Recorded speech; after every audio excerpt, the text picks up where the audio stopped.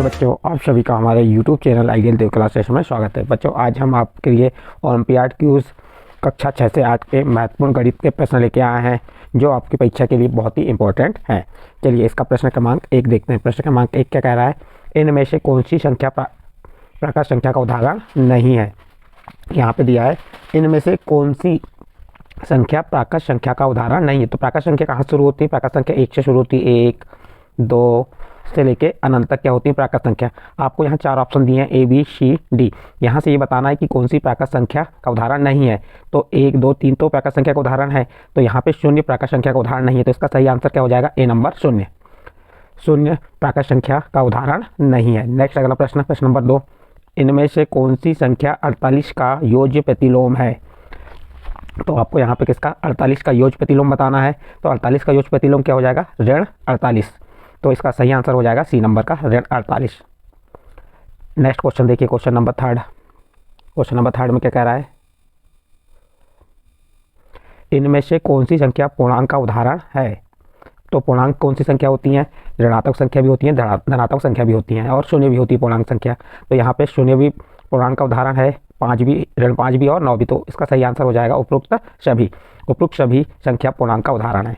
Next अगला question, question number 4 देखते हैं। इसके बाद हम क्वेश्चन नंबर 4 में क्या कहा है? 6 गुणित ऋण 19 क्या दिया है यहाँ पे?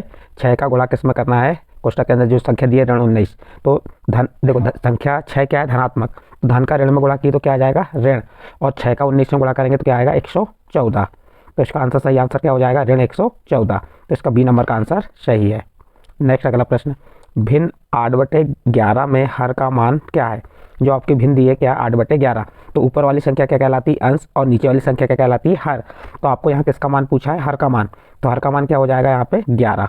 तो इसका सही आंसर B नंबर का 11 हो जाएगा। नेक्स्ट अगला क्वेश्चन देखिए, क्वेश्चन नंबर 6। AB के व्युत्क्रम का मान, व्युत्क्रम यानी उल्टा हो जाएगा। AB का व्युत्क्रम का मान क्या हो जाएगा? जैसे ये आपको क्या दिया है? A भागित B, A/B। इसका व्युत्क्रम क्या हो जाएगा? B/A। तो इसका मैंने उल्टा, जैसे A/B है तो B/A। Next question, question number 7 देखिए। क्वेश्चन नंबर 7 में क्या कह रहा है? ऐसी भिन्न जिसका अंश उसके हर से छोटा होता है खालिस्तान कहलाती है। प्रश्न क्या है? ऐसी भिन्न जिसका अंश उसके हर से छोटा होता है, अंश हर से छोटा होता है, खालिस्तान कहलाती है। तो A नंबर उचित भिन्न, B नंबर विषम भिन्न, C नंबर मिश्रित भिन्न, D नंबर इनमें से कोई नहीं। तो इसका सही आंसर हो जाएगा A नंबर उचित भिन्न, जिसे सम भिन्न भी कहते हैं। नेक्स्ट क्वेश्चन है, इनमें से कौन सी भिन्न विषम भिन्न का उदाहरण है? विषम भिन्न का उदाहरण कौन सी भिन्न होगा? जिसका क्या होगा? अंश बड़ा होगा और हर छोटा होगा, वह क्या होगी? विषम भिन्न। तो यहाँ पे देखिए, इसमें A नंबर में 2/3 है तो इसका हर बड़ा है। B नंबर में 11/7 तो इसका अंश बड़ा है और हर छोटा है। इसका हर छोटा है और अंश बड़ा है, इसलिए B नंबर क्या होगी? विषम भिन्न होगी। तो इसका सही आंसर 11/7 आ जाएगा। नेक्स्ट अगला क्वेश्चन, क्वेश्चन नंबर 9। दशमलव भाग का मान सदैव खालिस्तान से कम होता है। दशमलव भाग का मान सदैव खालिस्तान से कम होता है। तो इसका A नंबर दिया 0, 1, 2, 3। तो इसका सही आंसर हो जाएगा B नंबर 1। दशमलव भाग का मान सदैव 1 से कम होता है। नेक्स्ट क्वेश्चन दिया है आपका 7/10 क्या दिया है? ये आपका 7/10 धन 2/5 धन 3/2। इसका मान ज्ञात करना है आपको। तो अब इसका लघुत्तम निकाल लीजिए। लघुत्तम क्या आ जाएगा? 10 आ जाएगा। और इसे जब आप हल करेंगे तो हल करने के बाद आपका जो आंसर प्राप्त होगा 13/5। तो इसका सही आंसर क्या आ जाएगा? 13/5। नेक्स्ट क्वेश्चन देखते हैं, क्वेश्चन नंबर 11। 2/9, 2/3 और 8/21 इन तीनों भिन्नों में सबसे बड़ी भिन्न कौन सी है? तो इसमें जिसका हर छोटा, जैसे यहाँ पे 2/3, तो इसको हल करके जब हम हल करेंगे तो हल करने के बाद हमें पता चलेगा कि सबसे बड़ी भिन्न कौन सी है। तो इसका सही आंसर आ जाएगा 2/3। B नंबर का आंसर सही है। नेक्स्ट अगला प्रश्न देखते हैं, मिश्रित भिन्न को खालिस्तान में परिवर्तित किया जा सकता है। मिश्रित भिन्न को खालिस्तान परिवर्तित किया जा सकता है। उचित भिन्न में, विषम भिन्न में, दोनों नहीं। तो इसका सही आंसर आ जाएगा मिश्रित भिन्न को विषम भिन्न में परिवर्तित किया जा सकता है। B नंबर का आंसर इसका सही है। नेक्स्ट अगला प्रश्न देखिए, 13 नंबर का प्रश्न क्या दिया है? 4/9 फिर पूरे के भागित 2/3। अब क्या करना है आपको? इसको हल करके देखना है। तो 4/9, अब भाग को कायम बदल दीजिए गुणा में, तो इसका हर अंश में चल जाएगा और अंश कहाँ जाएगा? हर में। अब 3 एकम 3, तितर का 9, 2 एकम 2, 2 दूनी 4, क्या आ जाएगा अब 2/3। तो इसका सही आंसर कौन सा हो जाएगा 2/3। तो अब यहाँ पर 2/3 क्या है, सी नंबर का 2/3 है, तो इसका सही आंसर सी नंबर का है 2/3। इस प्रकार प्रश्न नंबर 13 कंप्लीट। इसके बाद नेक्स्ट प्रश्न देखते हैं, प्रश्न नंबर 14। 200 ग्राम को किलोग्राम में परिवर्तित कीजिए। आपको यहाँ प्रश्न क्या दिया है, ये 200 ग्राम को आपको किस में बदलना है, किलोग्राम में। तो जब छोटी इकाई को बड़ी इकाई में बदलते हैं तो भाग देते हैं। अब आपको ये मालूम होना चाहिए कि 1 किलोग्राम में कितने ग्राम होते हैं, या 1000, ये आपका 1000 ग्राम का 1 किलोग्राम होता है। कितना होता है 1 किलोग्राम।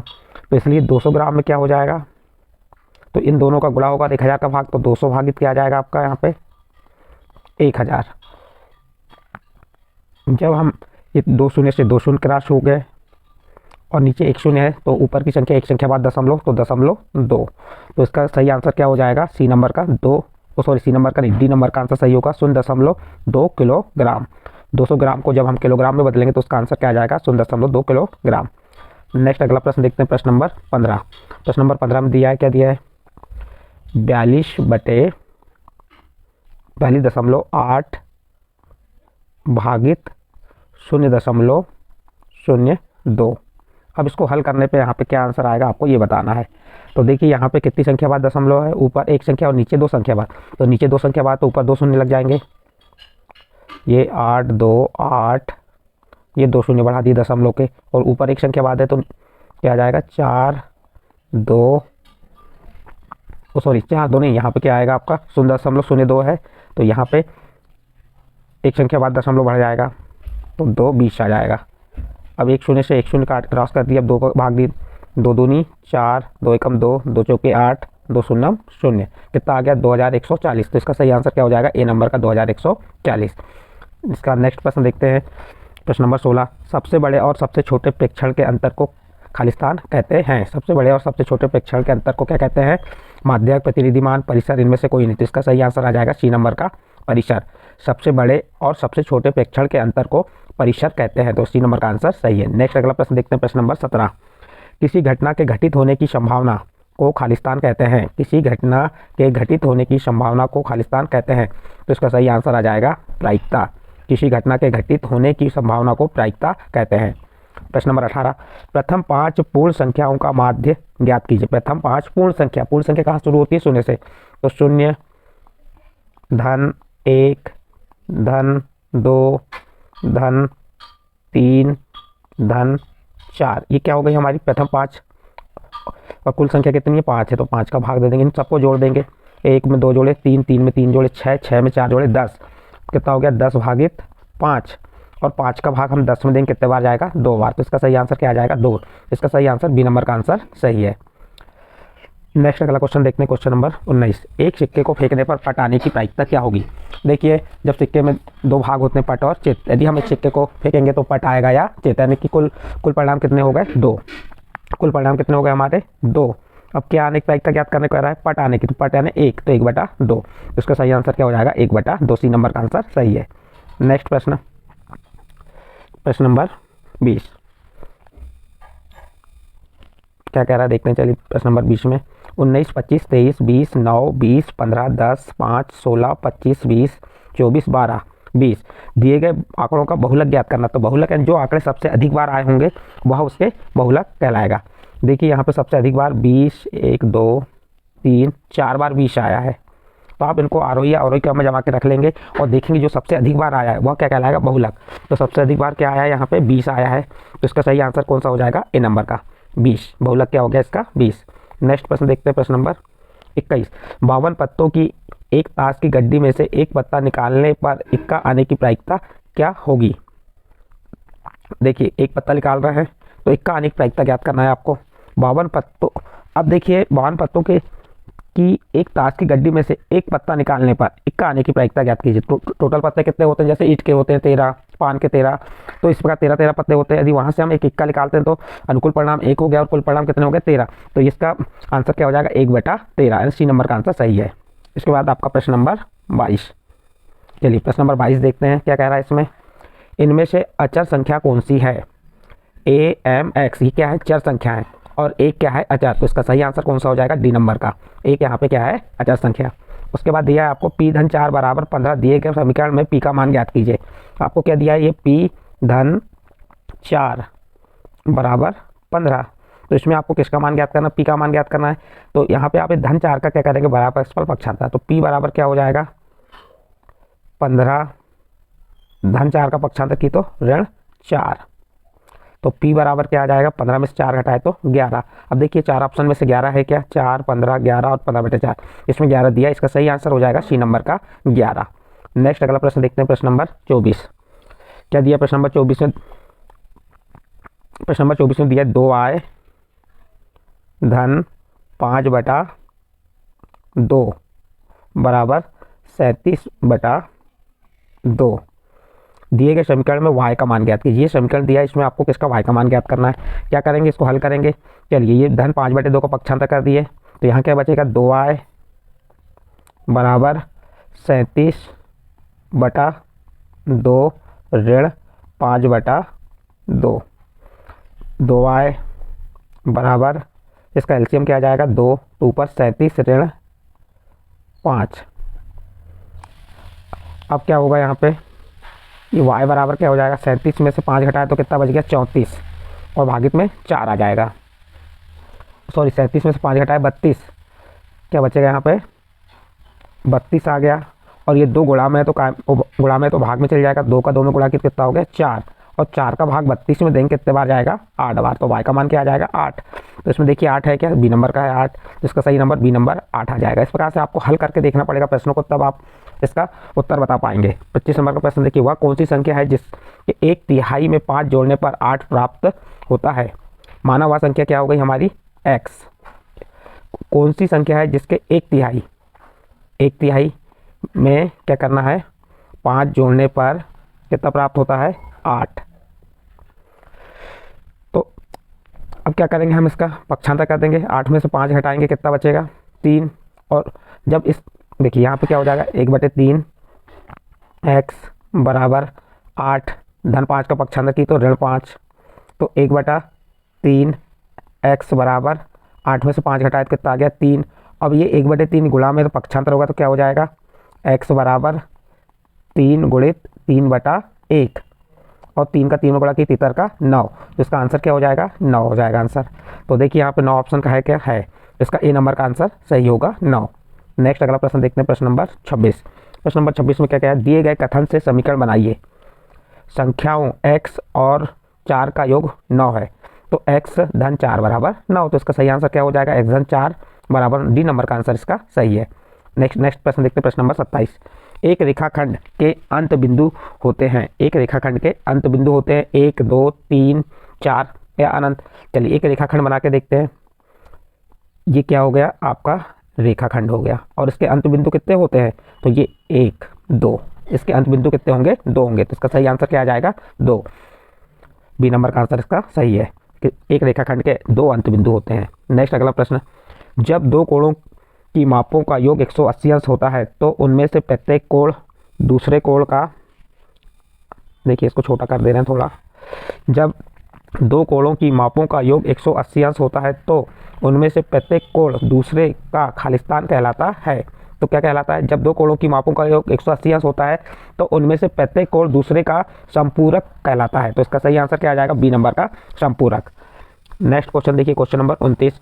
वे रेखाएं जिनको कितना भी बढ़ाया जाए एक दूसरे को कभी नहीं काटती, अर्थात उनके बीच की दूरी सदैव समान रहती है, खालिस्तान कहलाती है। वे रेखाएं जिनको कितना भी बढ़ाया जाए एक दूसरे को कभी नहीं काटती, अर्थात उनके बीच की दूरी सदैव समान रहती है, समानांतर कहलाती हैं। तो इसका सही आंसर आ जाएगा ए नंबर का, समानांतर रेखाएं।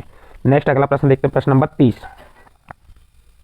चलिए प्रश्न नंबर 30 में क्या दिया हुआ है, इनमें से कौन से कोण आपस में बराबर होते हैं। इनमें से कौन से कोण आपस में बराबर होते हैं, संगत कोण, अंतः एकांतर कोण, दोनों। तो इसका सही आंसर आ जाएगा सी नंबर, दोनों, क्योंकि संगत कोण भी आपस में कैसे होते हैं, बराबर, और अंतः एकांतर कोण भी आपस में बराबर होते हैं, इसलिए इसका सही आंसर हो जाएगा सी नंबर का, दोनों, ए और बी। नेक्स्ट प्रश्न, प्रश्न नंबर 31। कोण ए बराबर 35 अंश के पूरक कोण का मान होगा। अब पूरक कोण का मान कैसे निकालेंगे, संपूरक कोण का मान तो 180, तो पूरक कोण कितने, 90 का होता है। 90 में से आप क्या करेंगे, 35 को घटा दीजिए। 90 में से आप 35 को घटाएंगे, देखिए 0 में से 5 घटाए तो 5 यानी 10 में और यहाँ बचा 8, 8 में से 3 घटाए तो 5, तो 55 आंसर आ जाएगा। 35 का पूरा कोण क्या हो गया का मान 55 है, 55 के पूरा कोण का मान क्या हो जाएगा 35। नेक्स्ट अगला प्रश्न देखते हैं, प्रश्न नंबर 32। इनमें से कौन सा कोण न्यून कोण है? यहाँ पे 4 कोण दिए, 60 अंश, 100 अंश, 125 और 200। तो आपको यहाँ बताना है न्यून कोण। न्यून कोण की परिभाषा क्या होती है? जो कोण 0 से अधिक हो और 90 से कम हो वह क्या कहलाता है? न्यून कोण कहलाता है। अब देखिए यहाँ पे 4 ऑप्शन दिए, 4 ऑप्शन में से आपको देखना 0 से अधिक और 90 से कम। तो 60 अंश, 60 अंश 0 से अधिक है और 90 से कम है, तो इसका सही आंसर क्या आ जाएगा? ए नंबर का 60 अंश। 60 अंश का कोण न्यून कोण है। इसके बाद नेक्स्ट अगला प्रश्न देखते हैं, प्रश्न नंबर 33। तीन भुजाओं से मिलकर बनी एक सरल आकृति कहलाती है। जो 3 भुजाएं, एक भुजा ये हो गई, दूसरी भुजा ये हो गई और ये तीसरी, तो ये क्या हो गई? 3 भुजाओं से मिलकर एक बंद सरल आकृति बनी, ये बन गई एक बंद सरल आकृति, खालिस्तान कहलाती है। तो ये कहलाती है त्रिभुज। 3 भुजाओं से मिलकर बनी एक बंद सरल आकृति त्रिभुज कहलाती है। नेक्स्ट प्रश्न देखते हैं, प्रश्न नंबर 34। वह त्रिभुज जिसकी तीनों भुजाएं समान लंबाई की होती हैं खालिस्तान कहलाता है। वह त्रिभुज जिसकी तीनों भुजाएं कैसी होती है? समान लंबाई की होती हैं, वो खालिस्तान कहलाता है। यहाँ 4 ऑप्शन दिए, समबाहु त्रिभुज, समद्विबाहु त्रिभुज, विषमबाहु त्रिभुज, समबाहु त्रिभुज। तो इसका सही आंसर आ जाएगा समबाहु त्रिभुज। जिनकी तीनों भुजाएं बराबर होती हैं वो क्या कहलाता है? समबाहु त्रिभुज कहलाता है। जिसकी 2 भुजाएं बराबर होती हैं वो समद्विबाहु त्रिभुज कहलाता है। और जिसकी तीनों भुजाएं असमान होती हैं वह विषमबाहु त्रिभुज कहलाता है। हमें यहाँ पे पूछा है तीनों भुजाओं की बात कर रहा है कि समान है, इसलिए आंसर क्या होगा इसका? ए नंबर का समबाहु त्रिभुज। नेक्स्ट प्रश्न देखते हैं, प्रश्न नंबर 35। समकोण त्रिभुज में खालिस्तान का वर्ग शेष 2 भुजाओं के वर्गों के योग के बराबर होता है। तो समकोण त्रिभुज में कर्ण का वर्ग बराबर लंब का वर्ग धन आधार का वर्ग। तो यहाँ पे इसका सही आंसर आ जाएगा सी नंबर का कर्ण। अगला प्रश्न, प्रश्न नंबर 36 देखते हैं।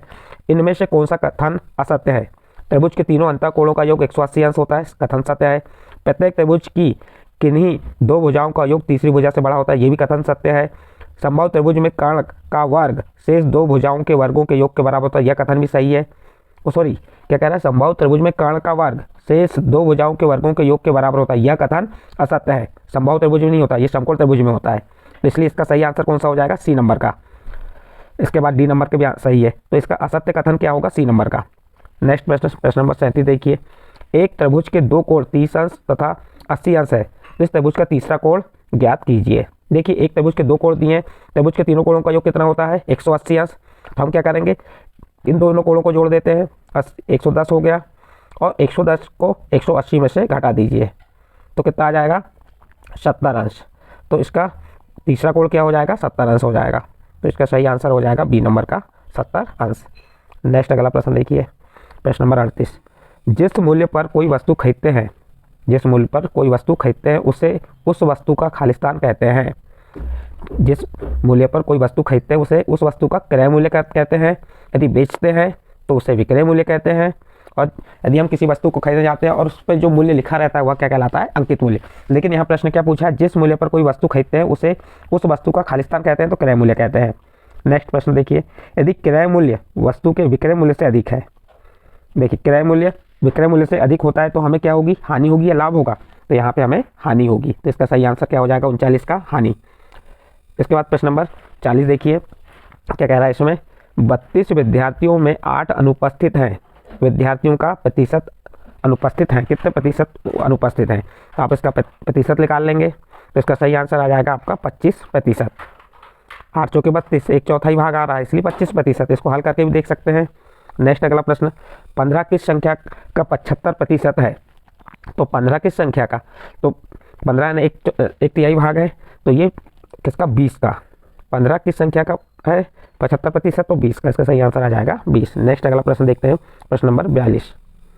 एक वस्तु 50 रुपये में क्रय की गई, 12% लाभ पर बेच दी गई, तो उसका विक्रय मूल्य ज्ञात कीजिए। आप इसका सूत्र लगा के हल करेंगे तो आपको मालूम हो जाएगा कि इसका विक्रय मूल्य क्या होगा? 56, क्योंकि 12% लाभ हो रहा है। तो 50 का 12% क्या हो गया? 6 रुपये। तो और क्रय मूल्य कितना है? 50, तो आपका कितना हो जाएगा? 56 रुपये। इस प्रकार से इसे हल कर सकते हैं। इसका सही आंसर डी नंबर का 56 रुपये आ जाएगा। 43 नंबर का प्रश्न देखिए।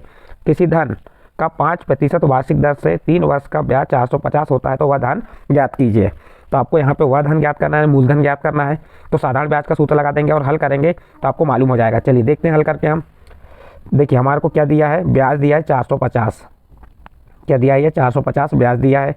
और इसका सूत्र क्या होता है, साधारण ब्याज बराबर मूलधन, तो हमें मालूम नहीं, मान लीजिए मूलधन हमारा कितना है x, गुणित दर कितनी है 5, गुणित और वर्ष 3 भागित 100। तो ये इसका इधर गुणा कर दी तो क्या हो गया 4000, कितने शून्य लग जाएंगे 3 शून्य, और 5 या 15, 15 का भाग दे देंगे तो 15 या 45, तो कितना आ जाएगा 3000। तो इसका सही आंसर हो जाएगा 3000। नेक्स्ट अगला प्रश्न, मीना 9% वार्षिक दर से 1 वर्ष पश्चात 45 रुपये ब्याज के रूप में दिए हैं, तो उसने कितना धन उधार लिए, सेम अभी हमने बताया था, इसी प्रकार करेंगे, इसका सही आंसर आ जाएगा 500 रुपये।